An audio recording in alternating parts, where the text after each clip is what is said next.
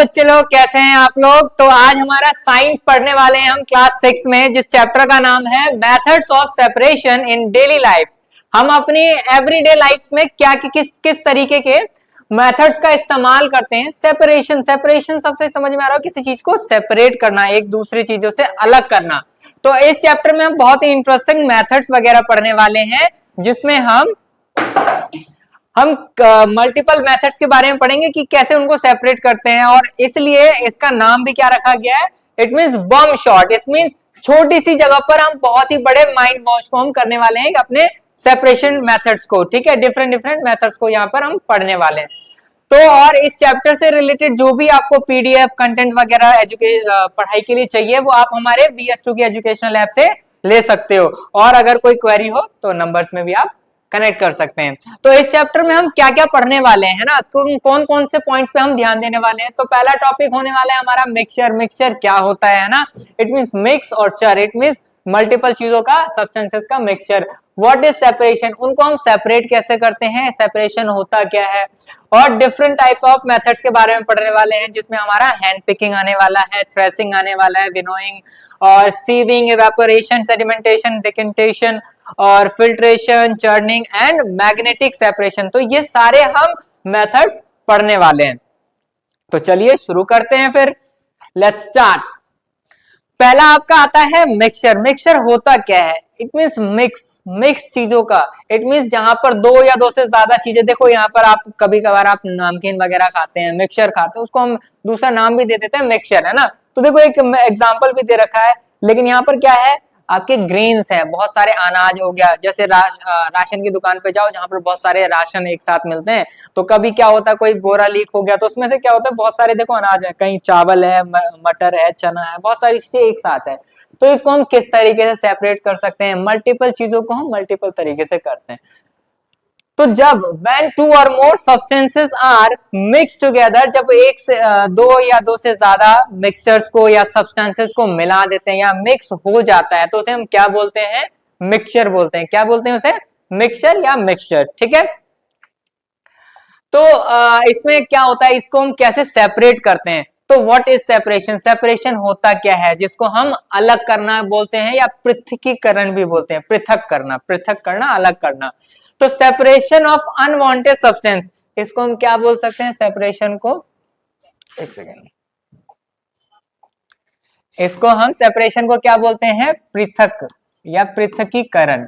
ठीक है, अलग करना। ठीक है, तो separation of unwanted, it means जो चीजें हमें नहीं चाहिए। हम सेपरेट क्यों करते हैं किसी चीज को, जो चीज हमें चाहिए होती है उसको हम अलग कर लेते हैं, जो चीज नहीं चाहिए होती है उसको वेस्ट मान लेते हैं। तो ऐसे ही जो वांटेड चीजें होती हैं जिसे हमें चाहिए, और जो अनवांटेड चीजें होती हैं, substances and wanted substances is called mixture, जिसमें से हम यूजफुल चीज को रख लेते हैं और अनवांटेड चीजों को हम फेंक देते हैं, तो उसी को हम क्या बोलते हैं, सेपरेशन। इट मींस अपने यूज की चीजों को निकाल लेना और अनवांटेड चीजों को अलग कर देना। जैसे कि यहाँ पर आप देख रहे हो, बहुत सारे लोग क्या कर रहे हैं, अपनी अपनी थालियों में उन्होंने इकट्ठा कर लिया मिक्स चीजों को, मिक्सचर को इकट्ठा कर लिया और उसमें से अपने हिसाब की चीज को अलग कर लिया। जैसे कभी कभार क्या होता है, आपके घरों में भी जब मम्मी वगैरह चावल बनाती हैं, तो उसमें से क्या होते हैं, कुछ छोटा छोटा पत्थर हो तो उसको हैंड पिकिंग से हटा लिया, हाथों से हटा लिया। और मल्टीपल एग्जाम्पल्स अभी हम देखेंगे, तब आप रिलेट करोगे आप उन चीजों को अपनी डेली लाइफ से। तो मेथड्स ऑफ सेपरेशन, आप कौन कौन से मेथड्स पढ़ने वाले, कौन कौन से आपकी डेली लाइफ में रेगुलर यूज होता है। देखो किस तरीके से आपको एक फील्ड का भी एग्जांपल दे रखा है कि वहां पर बहुत सारी चीजें आप फील्ड पे देखते हो पड़ी हुई रहती हैं। हमें अगर हम क्रिकेट खेलने गए या कोई किसी मैच से पहले हम क्या करते हैं, वहां पे से चीजें, अनवांटेड चीजें, इट मींस वेस्टेज को हटा देते हैं ना वहां से खेलने से पहले। इट मींस उसकी हमें जरूरत नहीं है, हमें क्लीन फील्ड चाहिए। तो उसी में पहला आता है आपका मेथड्स सेपरेशन के लिए हैंड पिकिंग। नाम से ही थोड़ा बहुत ही इंडिकेट हो गया कि हैंड मतलब हाथ और पिकिंग मतलब पकड़ना या पकड़कर अलग करना। हाथ से पकड़ कर चीजों को अलग करना, तो उसे हम क्या बोलते हैं, हैंड पिकिंग। जैसे देखो ये भैया जी अपने किसी कोई कूड़ा हो गया या किसी मिक्सचर में से वो क्या कर रहे हैं, अपने छोटे छोटे, जैसे फॉर एग्जांपल ये इन्होंने वैसे ही ले रखा है, जैसे चावल या गेहूं है, तो उसमें से वो क्या कर रहे हैं, जो जौ होता है वो अलग कर देना, मिट्टी हो गई उसके कंकड़ हो गए, उन सबको हाथों से हटा देना, ठीक है, क्योंकि वो सेम साइज के होते हैं इसलिए उनको हाथों से ही हटाया जा सकता है। The methods of picking by hand from the mixture such as small stones, जैसे कि हस्क मतलब भूसा, and wheat and rice is called hand picking. जो गेहूं या चावल में से जब हम ऐसी चीजों को, जैसे हस्क मतलब भूसा या स्टोन्स वगैरह को हटाते हैं हाथों से पिक करके, तो उसे हम क्या बोलते हैं, हैंड पिकिंग बोलते हैं उन्हें, ठीक है। उस मेथड को नाम, उस प्रक्रिया को क्या नाम दे देते हैं, hand picking. It is done on the basis of the differences in size. इनको कैसे कैसे हम हटाते हैं, छोटे पत्थर, बड़े पत्थर जो छोटे छोटे होते हैं उनको हम बहुत बारीकी से देखना पड़ता है। इट मीन्स उनको साइज के हिसाब से उनको सेपरेट करते हैं, कलर के हिसाब से उन्हें सेपरेट करते हैं, शेप के हिसाब से उन्हें सेपरेट करते हैं। मान लो अगर गेहूं के ही कलर का अगर कोई पत्थर हो गया तो उसे ढूंढना बहुत रिस्की हो जाता है, इसलिए मम्मी कहती है साथ में बिठा लेती हैं, क्योंकि उनको चश्मा लगाना पड़ता है। अगर वो डिफरेंट कलर के होगा तो हम क्या होता है, हमारे आई साइट थोड़ी सी तेज होती है, हम उनको हेल्प कर सकते हैं छोटी चीजों को ढूंढने में। कभी क्या होता है कि कभी वो स्विमिंग कर रहे हैं, मतलब कि सिलाई करने के लिए वो क्या कहते हैं, छोटे से छेद में आप कर दो, तो वैसे ही मदद कर देते हैं हम। अगर वो सेम कलर है और सेम साइज का है तो उसमें हम उनकी हेल्प करेंगे हैंड पिकिंग में, ठीक है। और तो सेम साइज हो गया, colour, shape of the particles, तो उन चीजों को हम कैसे अलग कर सकते हैं, हैंड पिकिंग से। If the particles to be moved are present in a small quantities can be easily and picked by the hand picking proves to be the convenient method। जहां पर क्या हो, किसी मिक्सचर में गंदगी ज्यादा हो या किसी चीज में थोड़े कम मात्रा में हमें क्या है, इम्प्योरिटीज को हटानी, अनवांटेड चीजों को, तो उसके लिए हम हैंड पिकिंग का इस्तेमाल कर सकते हैं। नहीं तो मान लो ऐसा मिक्सचर लिया है जिसमें बहुत सारी चीजें मिक्स हैं और हमें उसमें से एक चीज निकालना है, तो हम तो पूरी रात ही उसी में, दिन ही उसी में लगा देंगे हम, है ना। तो इन सब के लिए हम क्या करते हैं, जो छोटी चीजों के लिए हम जो इस्तेमाल करते हैं जहां पर थोड़ा बहुत क्या हो, मिक्सचर हो, छोटे चीजों को।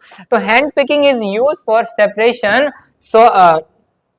solid material on the basis of different sizes in color and shapes of a mixture। तो इसका इस्तेमाल हम कहां पर कर सकते हैं, जहां पर सॉलिड मटेरियल हो और डिफरेंट डिफरेंट साइजेस कलर्स के हो। अगर सेम कलर का होगा, सेम साइज का होगा, तो उसको मतलब पिक करना बहुत ही ज्यादा मुश्किल हो जाएगा, है ना।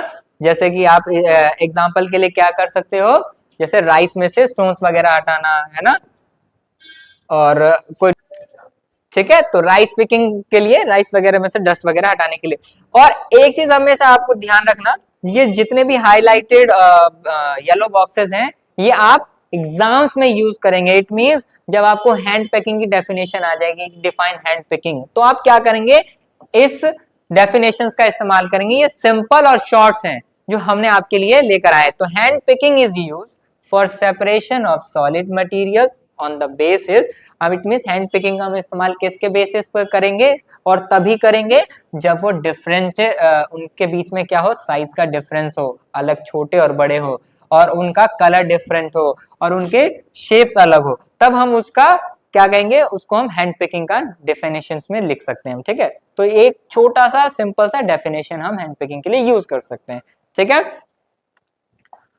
तो अब अगला आता है हमारा थ्रेसिंग। थ्रेसिंग का इस्तेमाल आप जैसे देखो गांव में सबसे ज्यादा होता है। इट मींस जिनके पास लो कॉस्ट करना हो, जिनके लिए वो क्या करते हैं, मशीन्स के लिए पैसे ना हो, बड़े बड़े ट्रैक्टर्स वगैरह के या थ्रेसिंग मशीन के लिए पैसे ना हो, जो मैनुअली इस्तेमाल करते हैं, ये सारे हम मैनुअल तरीके हैं।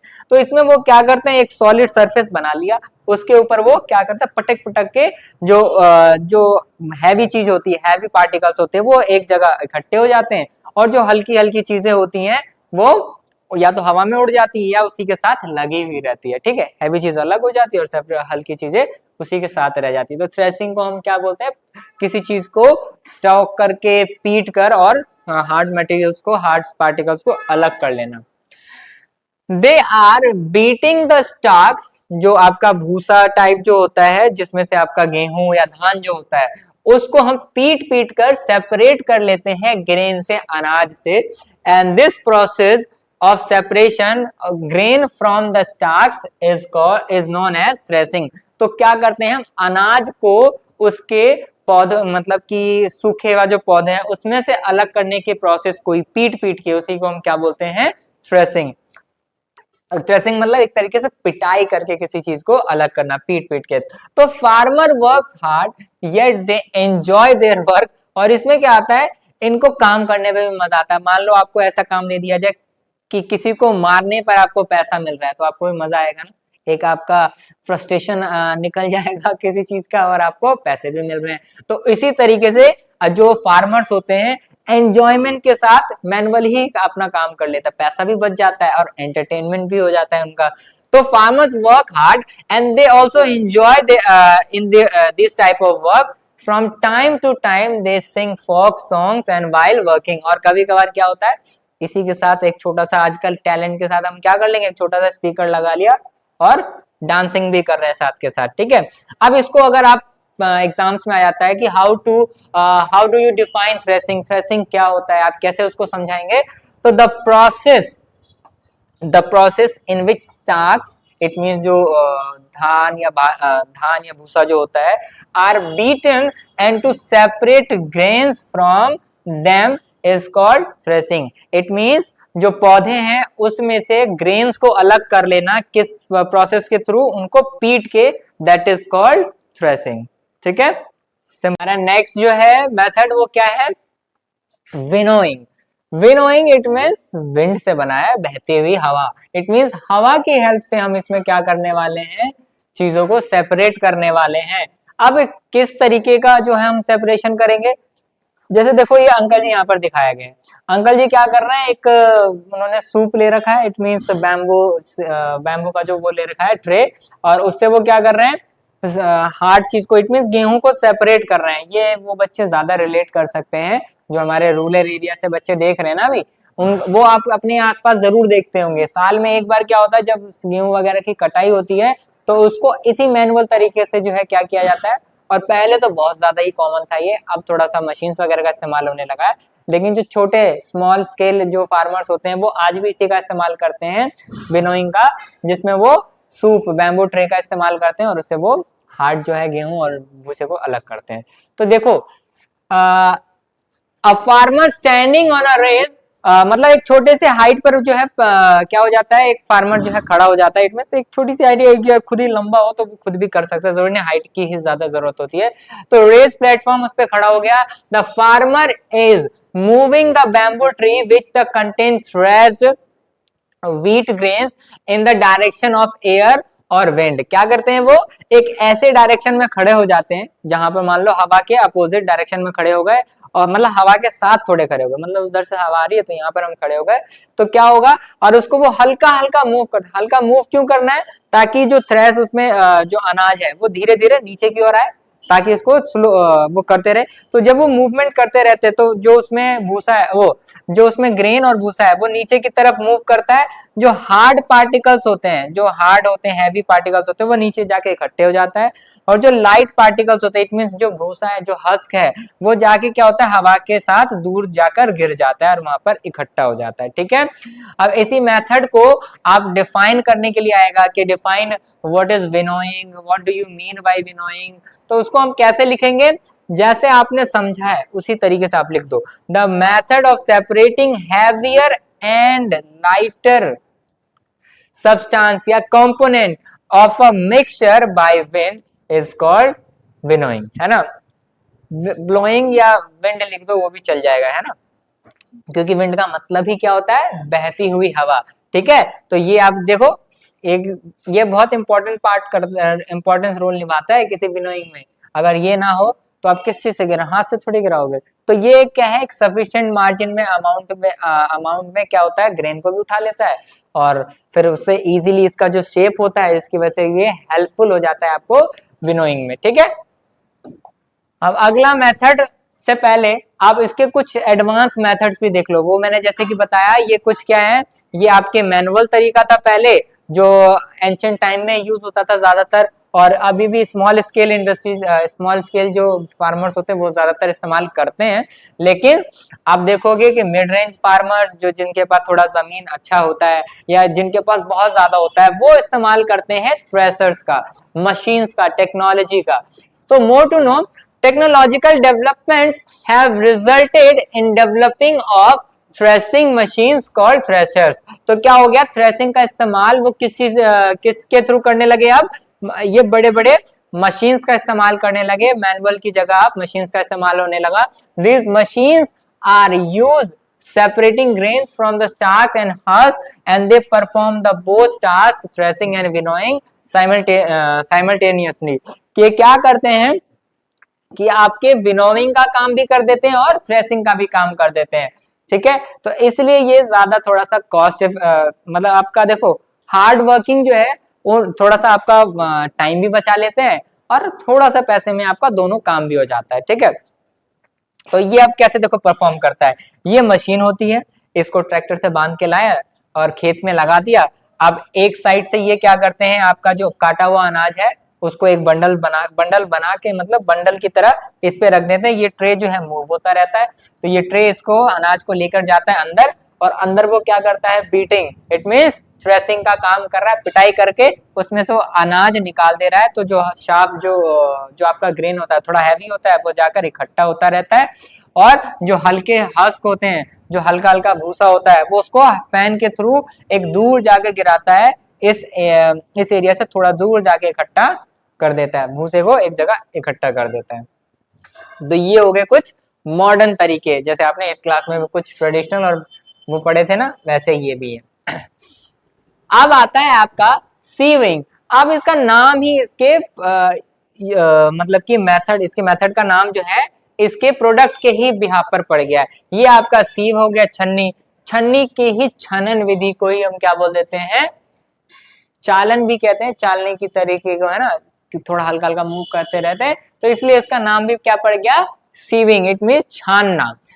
अब आपने अपने डेली लाइफ में मम्मी को देखा होगा, आटा गूंदने से पहले वो क्या करते हैं, थोड़ा सा छान लेते हैं ताकि उसमें कोई वेस्ट मटेरियल, अनवांटेड सब्सटेंसेस हो तो वो अलग हो जाए, जो आपके लिए यूजफुल नहीं है, जो आपके लिए हार्मफुल है, उसको वो अलग कर देता है। तो इसका आप देखो कैसे बताया समझाया गया है, we use a sieve for this purpose, sieving allow the fine particles, किस तरीके के पार्टिकल्स को, fine flour particles to pass through the holes. ये क्या करता है, इन होल्स में से जो आटा है, जो फाइन एकदम साफ सुथरा जो फाइन पार्टिकल्स का आटा होगा वो तो आसानी से नीचे आ जाएगा, ठीक है, लेकिन जो उसमें आटे से ज्यादा बड़े पार्टिकल्स है, लाइक स्टोन्स हो सकता है, भूसा हो सकता है, जो मोटे मोटे पार्टिकल्स होते हैं जो हमारे शरीर में डायरेक्ट जाएंगे तो थोड़ा इम्पैक्ट करेंगे, तो particles such as brans and small stones remain और सीव, तो वो जो भारी भारी स्टोन्स होंगे वो ऊपर इकट्ठे हो जाएंगे ना, और जो फाइन पार्टिकल्स, इट मींस जो अच्छा क्या नाम है आटा है, वो नीचे हमारे प्लेट में इकट्ठा हो जाएगा, उसको हम गूंद लेंगे। तो इससे क्या होता है, हमारे शरीर में अनवांटेड चीजें जाने से बच जाती है और हम बचा जाते हैं। अब इसी को इन्होंने यहाँ पर लिख दिया है, क्या है, फाइन पार्टिकल्स, इसमें पार्टिकल शब्द बहुत ज्यादा इंपॉर्टेंट है। The process of separation, the process of separation solid from a mixture based on variation in particles, किसके बिहाफ पर उनको हम सेपरेट करेंगे, सीविंग का इस्तेमाल करेंगे, जब डिफरेंट साइज के पार्टिकल्स मिक्स हो जाए, है ना, और उसके लिए हम इसका इस्तेमाल कर सकते हैं, किसका, सीविंग मेथड का, ठीक है, विद द हेल्प ऑफ सीव, ठीक है, समझ गए। तो चलिए अब हमारा जो है अगला पॉइंट आता है, और बहुत ही इंपॉर्टेंट पॉइंट है ये, है ना, क्यों, क्योंकि ये इंपॉर्टेंट ये है, जब आप 6th-7th में जाओगे आपको ये वर्ड बहुत कॉमन रहेगा, आपको वहां पर ज्यादातर आपको देखने को मिलेगा। इसका इवेपोरेट, क्या मतलब है इसका, इवेपोरेशन, इवेपोरेशन को हम क्या बोलते हैं, वाष्पीकरण, क्या बोलते हैं इसको, वाष्पीकरण, वाष्प से बना है, इवेपोरेट से बना है, किससे बना है ये, इवेपोरेशन। तो इट मींस जहां पर एक लिक्विड जो है वो किस में बदल जा रहा है, हीट की वजह से गैस में बदल जा रहा है, उसी को हम क्या बोलते हैं, वाष्पीकरण, उस मेथड को क्या बोलते हैं, वाष्पीकरण। तो अब इसका इस्तेमाल कहाँ होता है, आपके डेली लाइफ में जो नमक इस्तेमाल करते हो वो पूरा का पूरा नमक इसी मेथड से बनाया जाता है, ठीक है। आप देखते हो कि कभी कभार किसी चीज में आपने ज्यादा पानी डाल दिया, मतलब सब्जी में ज्यादा पानी डाल दिया, होता है ना कि सब्जी में पानी ज्यादा डल गया, तो मम्मी कहते हैं थोड़ी देर उसको गैस पर छोड़ दो, अपने आप जो है कम हो जाएगा। क्या हो गया, क्योंकि उसमें जो वाटर है वो हीट की वजह से क्या हो रहा है, इवेपोरेट हो रहा है, तो वो क्या हो जाएगा, जो आपका सब्जी का पानी है, जो ज्यादा पानी आ गया था, वो थोड़ा सा क्या हो जाएगा, गाढ़ा हो जाएगा, जब थोड़ी देर आप उसको गैस पे छोड़ दोगे। किसकी वजह से, इवेपोरेशन की वजह से। ठीक है, तो अब इसका हम डेली लाइफ पे एग्जांपल भी समझ गए, लेकिन हमारे पास जो लार्ज स्केल पे यूज होता है वो देखो क्या होता है। Sea water is a mixture of salts. आपने सुना होगा कि समुद्र का पानी कैसा होता है, खारा होता है ना। तो खारे पानी को अलग करने के लिए हम किसका इस्तेमाल करते हैं, इवेपोरेशन मेथड का इस्तेमाल करते हैं। Some other substances dissolve in water to obtain salt and sea water is kept in the shallow pits of the expose to the sunlight. क्या होता है, जैसे मान लो ये आपका समंदर है यहाँ, और यहाँ पर क्या कर लेते हैं, पॉलिथीन, बड़े लार्ज स्केल में क्या कर लिया जाता है, पॉलिथीन को बिछा लिया जाता है, और पॉलिथीन को क्या थोड़ा सा एक ऐसा हॉलो एरिया बना लिया था, मतलब चारों तरफ से उठा के, ताकि पानी जो उसमें थोड़ी देर तक इकट्ठा रहे ना, हॉलो स्पेस रहेगा तभी तो पानी रुकेगा, नहीं तो अगर प्लेन रहेगा तो चला जाएगा फिर से समुद्र में। तो एक ऐसे हॉलो हॉलो स्पेस बना लिए जाते हैं जहां पर समुद्र का पानी लाके इकट्ठा कर दिया, जैसे देखो इन्होंने छोटा छोटा एरिया बना लिया, ठीक है, ताकि पानी रुका रहे। तो समुद्र का पानी लाके इसमें रख दिया, अच्छा समंदर का पानी इसमें लाके रख दिया, तो वो क्या होगा, अब यहाँ पर ये सन है एक तरीके से, ये आपको ऊपर में बना देता हूँ सन। सन क्या करेगा, वो अपनी हीट इस पे फेंकेगा, ठीक है, तो हीट की वजह से जो वाटर है वो इवेपोरेट हो जाएगा, ये क्या हो जाएगा, इवेपोरेट हो जाएगा।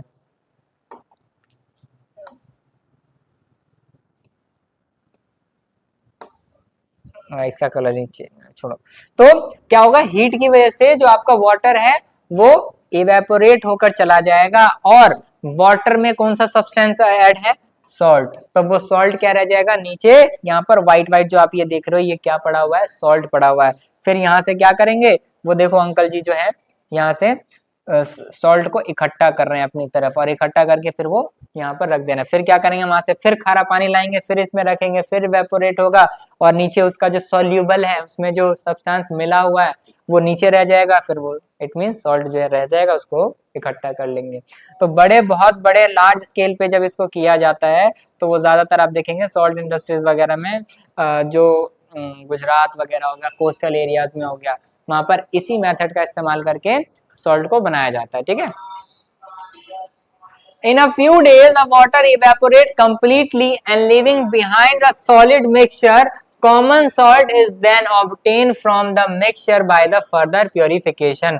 अब जैसे देखो यहाँ पर पानी के साथ साथ, पानी तो उड़ गया, लेकिन पानी के साथ साथ जो सॉल्ट के साथ साथ कुछ इम्प्योरिटीज भी रह जाती है ना, तो इम्प्योरिटीज को हम क्या करते हैं, इम्प्योरिटी, ये नमक उठाया यहाँ से, इसमें नमक के साथ साथ और कुछ इम्प्योरिटीज भी हैं, तो उसको हम क्या कर देंगे, फैक्ट्रीज में भेज देंगे, और उसको वो प्योरीफाई कर देगा। इट मींस उसमें से जो अनवांटेड सब्सटेंस अभी भी है उसमें, उसको वो सेपरेट कर देगा, ठीक है।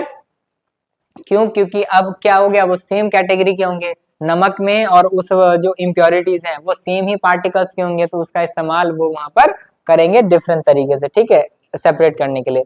Upon reaching Ahmedabad, they visit Sabarmati आश्रम and along with the Ghanshyam भाई where they learn about the नमक सत्याग्रह दांडी मार्च। आपने सुना होगा कि गांधी जी ने क्या किया था, जब इंडिया में आए थे तो उन्होंने देखा कि अंग्रेज लोग हमारे ही घर से, मतलब हमारे ही इंडिया में आके हमारे ही पानी का इस्तेमाल करके वो नमक बनाते थे, और उसके लिए वो क्या करते थे, हमसे ही पैसे लेते थे, महंगे, वो भी कॉस्टली, कि ब्रांडेड प्रोडक्ट है तुम इसका पैसा दो।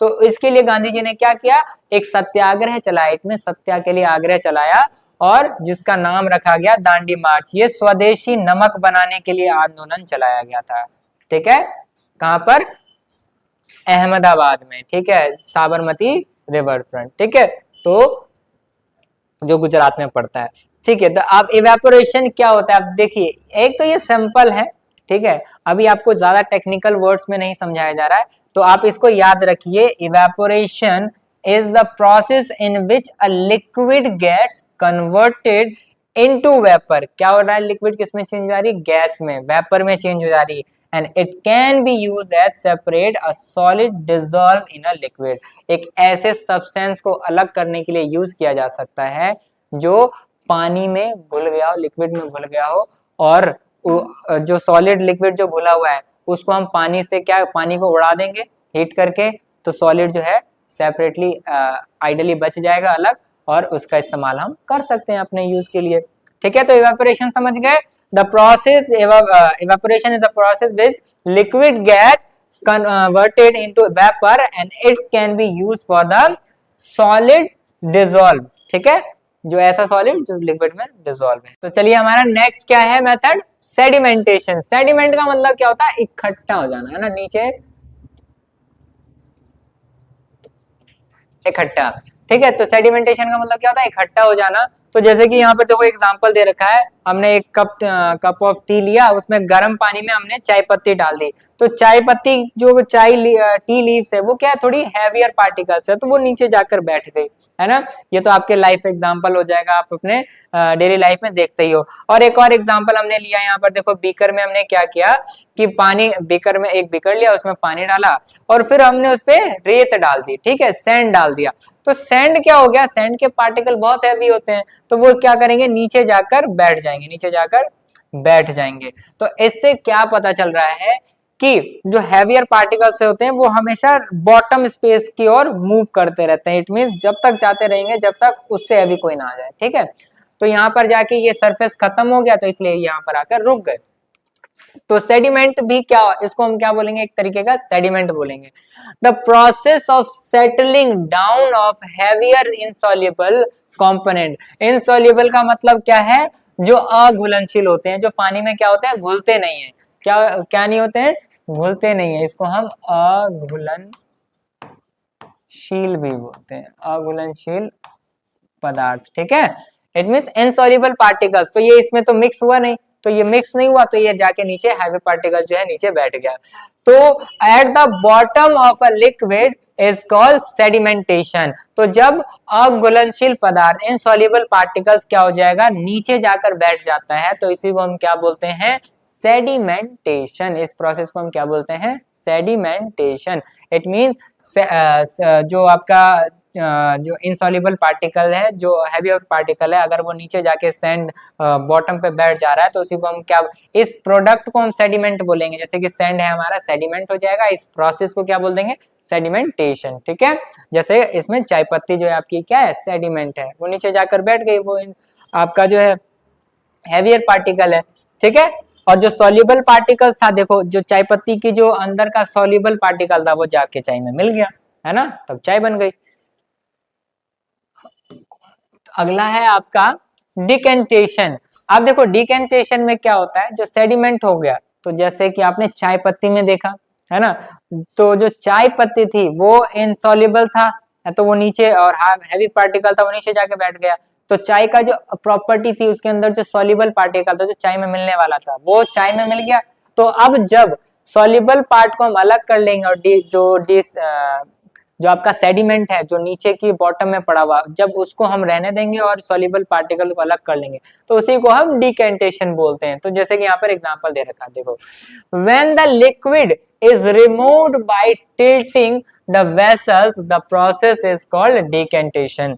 तो जैसे मान लीजिए चाय बन गया, है ना, चाय में क्या है, चाय पत्ती है ना, जो आपका इनसॉल्युबल पार्ट है, जिसको जो हैवियर पार्टिकल, तो उसको अलग करना है, और जो चाय जो सॉल्युबल है उसमें, उसको हम क्या करेंगे, थोड़ा सा टिल्ट करेंगे और चाय छन्नी से उसको अलग कर लेंगे। ठीक है, तो जब हम छन्नी पे रखेंगे तो वो आपका हैवियर पार्टिकल अलग हो जाएगा। तो इसमें दो मेथड भी हो जाएगा, फिल्ट्रेशन भी हो जाएगा और डिकेंटेशन। डिकेंटेशन में क्या होगा, जो आपका जो लिक्विड पार्ट है उसको अलग करना। ठीक है, जैसे कि यहाँ पर बताया है, जो लिक्विड पार्ट को जब हम सेडिमेंट से अलग कर देते हैं।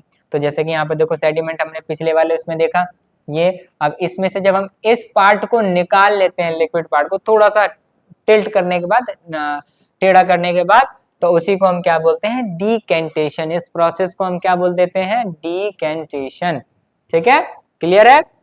तो difference between sedimentation and decantation समझ गए आप। सेडिमेंटेशन में अलग कर रहा है वो हैवी पार्टिकल्स को, नीचे बैठ रहा है, और इसके लिए थोड़ा सा समय लगता है। ऐसा नहीं है कि हमने तुरंत डाला। ये तो यहाँ पर सैंड दे रखा है ना, मान लो मिट्टी डाल दी मैंने, तो मिट्टी में सॉल्युबल पार्टिकल्स भी होते हैं जो पानी में मिल जाएंगे, है ना, तो इसको सेडिमेंट होने में थोड़ा सा टाइम लगता है।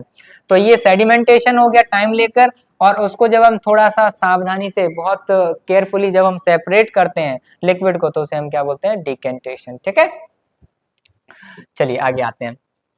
अब अगला है हमारा फिल्ट्रेशन। फिल्ट्रेशन क्या होता है, जब हम दो इम्प्योर लिक्विड्स में से प्योर लिक्विड्स को हटाएं, अलग करेंगे, तो जैसे कि filtration can be use to separate insoluble solid component from liquids. मतलब एक लिक्विड में क्या है, इनसॉल्युबल सॉलिड है, ठीक है, ऐसा चीज मिल गई है लिक्विड में जो मतलब मिल नहीं रही, घुल नहीं रही है, तो उसको जब हम फिल्टर मेथड, फिल्ट्रेशन पेपर या फिल्टर पेपर के थ्रू सेपरेट करते हैं, तो उसे हम क्या बोलेंगे, फिल्ट्रेशन बोलेंगे। ठीक है, ये है तो आपका सेडिमेंटेशन डिकेंटेशन की ही तरह, लेकिन जब हम इसमें फिल्टर पेपर का इस्तेमाल कर लेते हैं, वो और प्योर तरीके से अलग करता है, तो उसे हम क्या बोलते हैं, फिल्ट्रेशन बोलते हैं। ठीक है, ये देखो यहाँ पर फिल्टर पेपर का इस्तेमाल किया जा रहा है। ठीक है, ओके।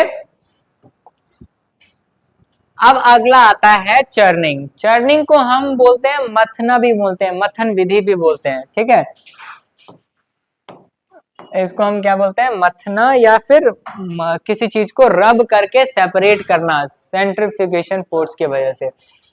अब जैसे कि देखो यहाँ पर आंटी जी जो है क्या कर रही है, मक्खन निकाल रही है। क्या निकाल रही है, मक्खन निकाल रहे हैं, किस में से, दूध में से, और वो कैसे ऐसे ऐसे बार बार रब करती रहती है। ठीक है, मखना मखना। ठीक है, the picture shows a lady performing the process of churning from curds. मतलब वो दही में से क्या निकाल रही है, मलाई निकाल रही है। तो यूजिंग अ बिग मथनी, क्या है, चर्नर, क्या है, देख रहे हो, मटका है, मटके में उन्होंने एक जो ये होल्डर है, इसी को वो बार बार घुमाती है ना, मथनी से, तो उससे वो क्या हो जाता है, टू सेपरेट बटर, और in this process the butter being lighter and float at the top while the butter milk is left behind. तो जब क्या होता है, दही या मट्ठा जो होता है, उसको आप इसमें रखते हो और बार बार उसको क्या करते रहते हो, रब करते रहते हो, मथते रहते हो चर्नर से, तो वो क्या होता है, जो आपका बटर है वो क्या होता है,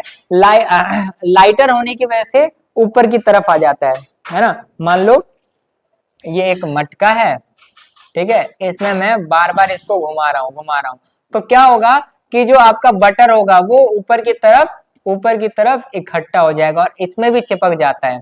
ठीक है, क्योंकि बार बार हम घुमाते हैं तो वो इसमें जाके चिपक जाता है। तो थोड़ी देर के बाद जब वो ऊपर आ जाता है आपका बटर, तो इस चर्नर को निकाला जाता है और ऐसे करके पूरा बटर एक जगह दूसरे मटके में निकाल दिया जाता है। ठीक है, तो चर्निंग प्रोसेस को कैसे डिफाइन कर सकते हो, churning is used to extract butter from curd. दही से मक्खन निकालने की विधि को ही हम क्या बोलते हैं, चर्निंग बोलते हैं। ठीक है, क्लियर है यहाँ तक। चलिए अब आते हैं, बड़ा इंटरेस्टिंग, बच्चों को मैग्नेट से बड़ा मजा आता है। एक वो आता है ना, इंस्ट्रूमेंट आता है जिसमें बहुत डिफरेंट साइज के दो मैग्नेट होते हैं और उसको हम ऐसे चिपकाते हैं तो ट्र करके चल करके आवाज आता है। ठीक है, मैग्नेटिक सेपरेशन। मैग्नेटिक सेपरेशन मतलब चुंबकीय सेपरेशन। इट मींस आपको इसमें समझ में तो थोड़ा बहुत कॉमनली आप यूज करेंगे सेंस, तो आपको पता चल जाएगा कि ऐसे मेटेलिक सब्सटेंस को नॉन मेटेलिक सब्सटेंस से अलग करने के लिए हम मैग्नेट का इस्तेमाल करेंगे, क्योंकि मैग्नेट से जो चिपक जाए वो मेटेलिक है और जो मैग्नेट से ना चिपके वो नॉन मेटेलिक है। तो separation of magnetic and non magnetic substance by using magnet is called magnetic separation. क्या कहते हैं, जब दो ऐसे मिक्सचर जिसमें मेटल और नॉन मेटल हो, तो उसमें हम किसका इस्तेमाल करते हैं, मैग्नेट का इस्तेमाल करते हैं। ठीक है, तो दे notice a carpenter making a wooden door and while the working he accidentally drops a few iron nails in the sawdust. और देखो एक कारपेंटर जो है वो कारपेंटिंग कर रहे थे और तभी क्या हुआ, अचानक से वो घिसते रहते तो यहाँ पे बहुत सारा जो है क्या पड़ जाता है, वहां पर सॉडस्ट पड़ा रहता है, मतलब कि उसका टुकड़ा पड़ा रहता है लकड़ी का, बुरादा जिसको बोलते हैं। तो उस बुरादे में गलती से उनका आयरन नील्स गिर जाता है, मतलब बहुत सारे कील्स जो है उनके एक डब्बा उसमें गिर जाता है। तो अब वो कैसे करेंगे, जो आपका आयरन नेल है वो मैग्नेटिक है और जो ये आपका लकड़ी का भूसा है, चूरा जो है वो कैसा है, नॉन मैग्नेटिक है, तो वो किसका इस्तेमाल कर सकते हैं भाई साहब, मैग्नेट का इस्तेमाल करते हैं। The carpenter start hand picking the iron nails and children tell the carpenter to wait. और तभी बच्चे जो है, स्मार्ट बच्चा आ गया ये, है ना, ये स्मार्ट बच्चे आ गए और उन्होंने बोला अरे अंकल ऐसे तो आप पूरा दिन लगा दोगे, है ना, आयरन नेल निकालने में, चलो मैं आपको एक बहुत मस्त और बहुत जबरदस्त आइडिया बताता हूँ, जिससे आप ये चुटकियों में, एक ही चुटकी बजाते ही आप सारा अपना आयरन नेल जो है अलग कर दोगे। तो क्या है उस मेथड का नाम, they get some magnet from their बुआ, बुआ जैसे वो क्या लिया है, मैग्नेट लिया है, and they ask carpenter to move the magnet through the sawdust. और उन्होंने क्या, अंकल ये लो मैग्नेट और एक बार ऐसे घुमा दो बस, और जादू देखो। तो उन्होंने एक बार ऐसे घुमा दिया और all the iron nails gets attract to its because the iron is magnetic substance. क्यों हो गए वो चिपक गए सारे आयरन नेल्स, क्योंकि वो मैग्नेटिक प्रॉपर्टी के थे, और मैग्नेटिक जो होते हैं वो मैग्नेट से जाके चिपक जाते हैं। तो सारा एक ही चटके में, चुटकी बजाते उनके मैग्नेट में सारे उनके आयरन नेल्स आ गए। तो देखिए कितने स्मार्ट बच्चे थे। सो हमेशा स्मार्ट वर्क करना चाहिए, हार्ड वर्क नहीं करना चाहिए। मतलब हार्ड वर्क करना चाहिए, लेकिन if you are able to do your smart work तो स्मार्ट वर्क ही कीजिए, और हार्ड वर्क से एनर्जी बच सकती है आप, और उस हार्ड वर्क को आप कहीं और इस्तेमाल कर सकते हो। अब आते हैं मोर टू नो। अब देखो मैग्नेट तो आपने देखा कि जो है कुछ नेचुरल मैग्नेट्स होते हैं और कुछ आर्टिफिशियल मैग्नेट होते हैं। तो आजकल मैग्नेट का इस्तेमाल बहुत बड़े स्केल पे भी होने लगा है। छोटे मैग्नेट से तो भैया छोटी छोटी चीजें अट्रैक्ट होगी, बड़े मैग्नेट से बड़ी चीजें अट्रैक्ट की जा सकती है। तो nowadays the recycler use magnets to separate iron articles from heaps. क्या करते हैं, कूड़े के पहाड़ में से, अब मान लो बहुत बड़ा कूड़े का पहाड़ है, दिल्ली के बच्चों को तो कूड़े के पहाड़ के बारे में बताने की जरूरत ही नहीं है, बहुत बड़े बड़े दो दो पहाड़ हैं आपके एक जहांगीरपुरी की तरफ है, एक यहाँ पर गाजीपुर की तरफ है, मतलब चारों तरफ पहाड़ ही पहाड़ है। अरावली तो बाद में आता है, यहाँ पर उससे ज्यादा बड़े बड़े यहाँ पर वेस्ट के पहाड़ है। तो वो अब मान लो वहां पर हम मैग्नेटिक मटेरियल्स को अलग कर सकते हैं, है ना, तो जो कि आपको कटने फटने इन सब चीजों से बचा सकता है। तो वहां पर वो क्या इस्तेमाल करते हैं, बड़े बड़े वेस्टेज को इकट्ठा हटाने के लिए magnetic separation. In many industries the waste material is often contain the scrap irons, this is separated from the heaps of waste by using magnetic fitted to a crane. ये क्या करते हैं, एक क्रेन में बड़े टाइप्स के magnets को लगा देते हैं, और बड़े टाइप के मैग्नेट्स को लगाकर और फिर उससे वो क्या कर लेते हैं, बहुत लार्ज स्केल पर मैग्नेट्स जो आयरन मतलब मेटेलिक प्रोडक्ट्स है उसको अलग कर लेते हैं। तो this scrap iron can be recycle and reuse. तो जो उन्होंने देखो यहाँ पर एग्जांपल दे रखा है, ये क्रेन है, क्रेन पे इन्होंने क्या कर दिया, एक बड़ा सा मैग्नेट बांध दिया, और बड़ा सा मैग्नेट को जैसे ही वो नीचे ले गए पहाड़ पे, और पहाड़ पे जैसे ही वो गया, जितने भी मैग्नेटिक मटेरियल थे उन सबको उसने एक ही बार में अट्रैक्ट कर लिया। अब उस अट्रैक्टेड मैग्नेट को, मैग्नेटिक प्रोडक्ट्स को वो ले जाएंगे आयरन इंडस्ट्रीज में, जो बहुत सारी चीजों को वो रिसाइकल कर सकते हैं, मेल्ट करके अलग प्रोडक्ट बना देंगे, मेटेलिक का मशीन बना दिया, और उसके फ्लैट जो है टीन्स बना दिए, बहुत अलग अलग चीजें बना सकते हैं वो।